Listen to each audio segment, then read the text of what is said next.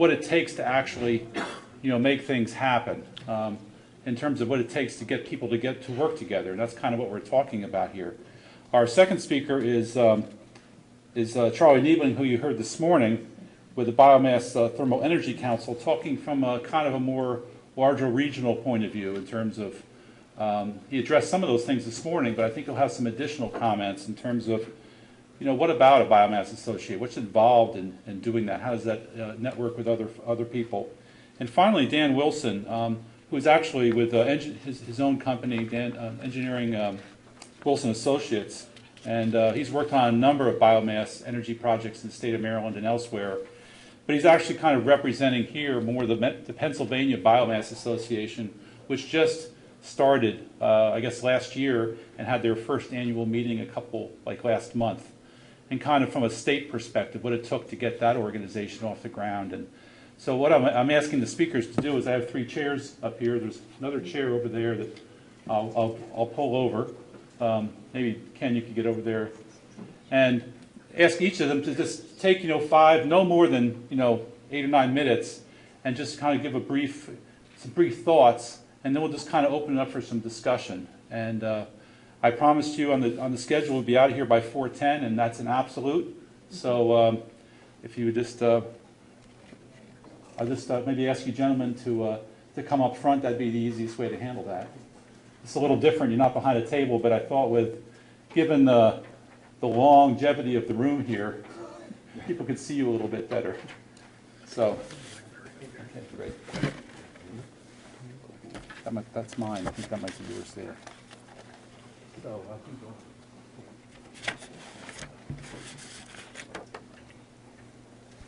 Good afternoon, and my name's Jack Neal. I've been a lobbyist in Annapolis since, it's actually been too long. We actually measure each legislative session in dog years. That's how much wear and tear it takes on our pocketbooks for clients, not to mention for us on our bodies. I do want to, no PowerPoint, but I do promise to give Jonathan a PowerPoint. Based upon what I heard today, it's somewhat prescriptive in nature, based upon the comments, the questions, and the presentations. And it's based upon experience. I've worked with a variety of organizations over the years. Every campaign is different. But I want to just throw out some abstracts. And as Jonathan indicated, I think the greatest value are those questions you have. And we have little time, so I'm going to try to be brief, and I'll talk rather quickly. First and foremost, I want you to think of some policy tenets. One, that the RPS, it's a work in progress. We've been successful in adding additional renewables to the RPS, notwithstanding some opposition coming from some of the merchants, utilities. Importantly, precedent was established several years ago, adding solar thermal hot water without feeding back into the grid. That's critically important. Likewise, we did the same last year with geothermal. So you have that green attribute. You can earn RECs, and that's important down the road as it relates to removing some of the financial upfront capital costs, not to mention creating additional business models and financing opportunities. And I think that's important because all too often people don't think that you can make modifications, but it's critically important.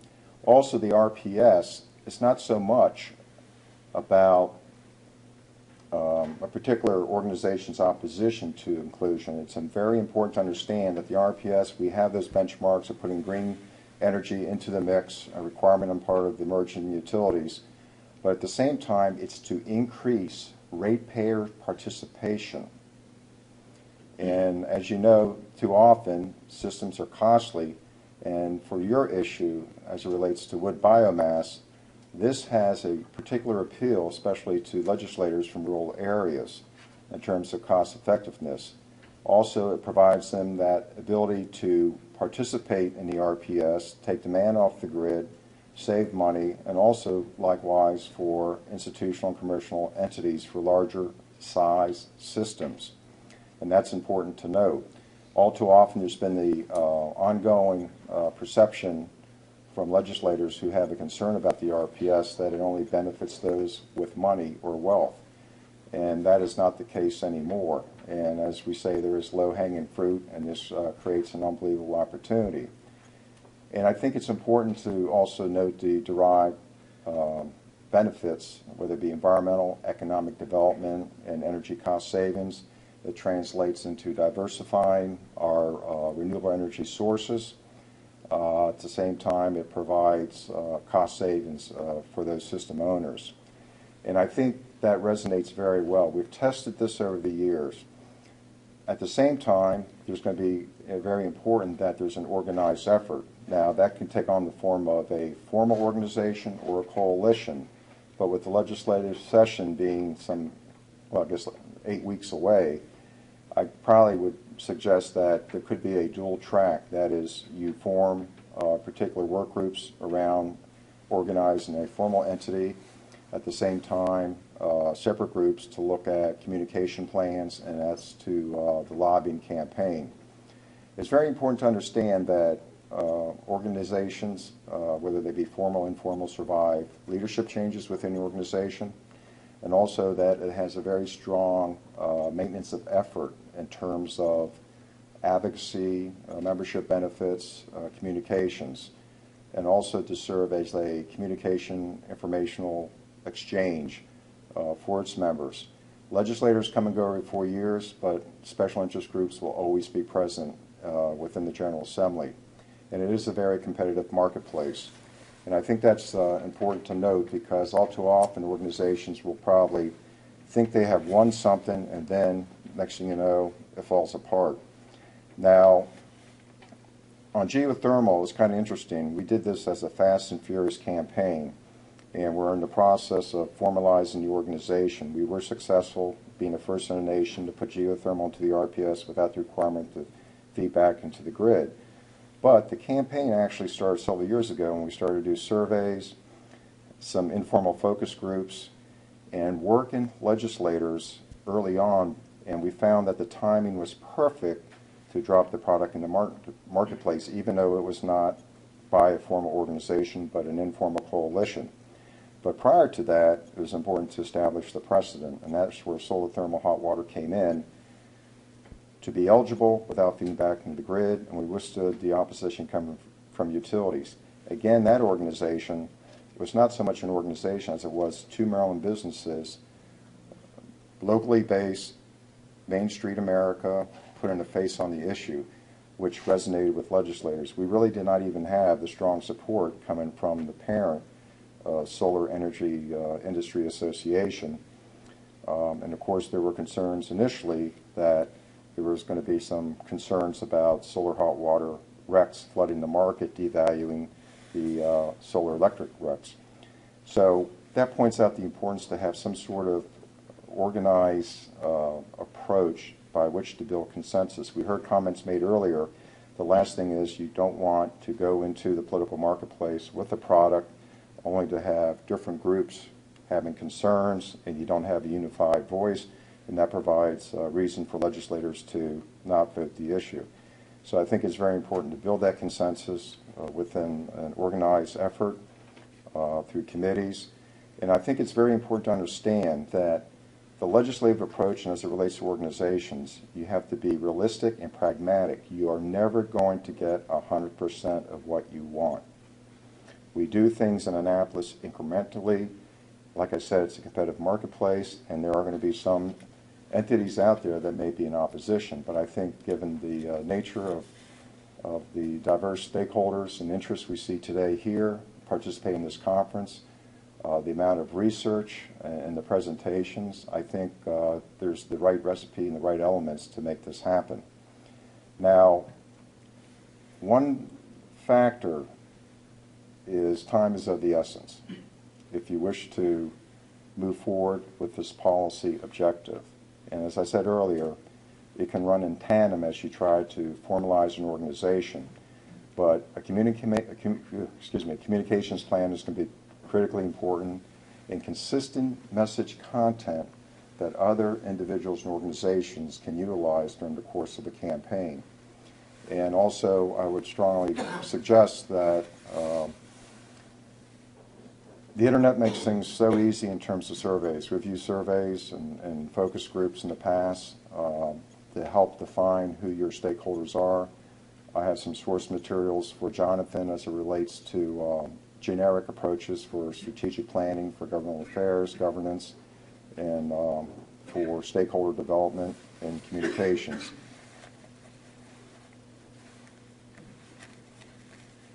One of the other considerations would be the nature and form of the organization in terms of tax status. I mean, there's say KNUC, but then there's the IRS maze of C3s, the C4s, C6s. And it's going to be very important for you to understand what are your values. I'm not going to ask for a show of hands, but how many of you belong to AAA, AARP, cashback rewards through your bank and financial institutions, your individual membership and other professional organizations? There's a reason that you have that. There's a reason that you may buy term insurance. And from an organizational perspective, you have to understand what are the benefits and services derived by participating as a member or by financially contributing to the organizational effort. And again, it's important to note that, as we have found in the past, when we did solar thermal and geothermal, it's critically important to understand that tax credits come and go. Reggie auctions have not reached attainment, therefore the kind of money available for grants through the Strategic Energy Investment Fund have been lowered or raised over the years. It's fluid. There's an iffiness in terms of the federal tax credits, whether extensions would be made. Efforts to provide local property tax credits for renewables. Some localities have looked at repealing those kind of issues. So there's a whole menu of incentives, existing statutory incentives, not to mention the capacity for new incentives that could be put into place to help grow the industry and grow the opportunity for individuals. So I would strongly encourage that we have the mindset that this is about the end user, the property owner, especially for those that cannot afford more costly renewable systems. This is a very efficient technology. It's rural in nature at the same time, which provides an opportunity for rural legislators. Wendell Betzel to Heather to Dana Stein, you couldn't ask for better legislators with a representation ethos, but also they're very tenacious when it comes to particular lobbying issues. But consider them the actors.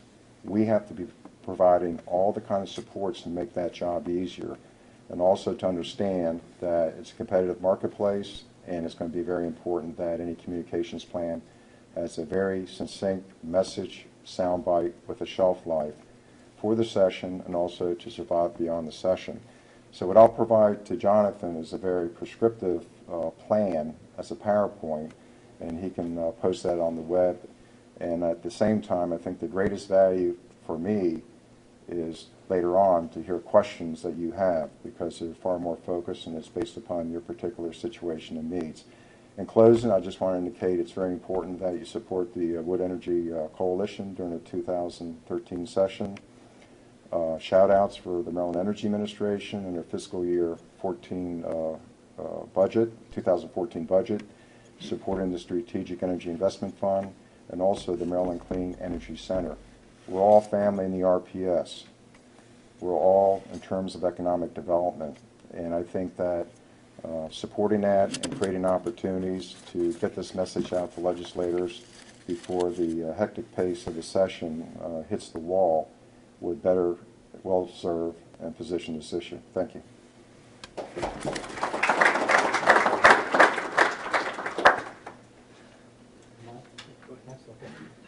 Okay, so I don't have any prepared remarks for this afternoon's little session, and I'll be fairly brief. Most of my ideas or thoughts regarding how to organize our community, our industry, toward effective ends were addressed in the remarks that I made this morning. The question is, as I understand it, the question is, Jonathan, whether or not to form an association in order to advance the objectives that have been talked about today, correct? Well, I think, I'm not sure, again, understand the coalition really is just at this point a very informal group of people, and I think the thing has come up, and just to get perhaps some guides from folks that have been through that, whether their experience. Yeah. So I've been involved in organizations most of my professional career. Small ones that struggled to sustain themselves, large ones that flourished, old ones, new ones. I was executive director of a forest industry trade organization for 8 years. I've worked as a consultant to organizations. An association is not an end unto itself. It's a means to an end. And so I think the question for all of you is the incorporation of a legal entity necessary to achieve the goals that you've already identified? Because it's hard work. I'm not sure you've got the capacity in Maryland to support a trade organization, if that's the model you're thinking about, that is a C6 versus a C3, which would have a very different kind of emphasis. If advocacy, and particularly if aggressive advocacy is the tool that you really think you need in order to push these goals across the finish line, you're probably talking about a true trade organization. 60% of the people on the list of people who attended today are public sector employees who can't do that kind of stuff. There are only about 7 or 8 companies in the room that actually are in the business of selling a technology to turn biomass into some form of useful energy. So you got to ask whether you've got the capacity, the foundation to really support a trade group, or whether continuing as a coalition through the generosity and good graces of people like Jonathan and others who in their job descriptions are able to commit time and effort in support of keeping your group focused and moving forward. And you have individual members who can advocate and who can lobby, who can really mix it up in your legislature, whether that's going to meet your needs, at least in the short term. I don't know the answer to those questions. I'm simply asking the hard questions, I think. One thing about organizations is oftentimes you have a very motivated group of volunteers at the beginning who come together, get the thing off the ground. 3 or 4 years in, their enthusiasm starts to wane, and there's no succession plan in place to sustain that kind of continued momentum and commitment of time and energy and enthusiasm to keep it going. So you have to keep that in mind. It's a very solemn decision to form an organization, because once you do it, you really don't want to pull the plug on it. It's hard to pull the plug on something. It's very easy to split.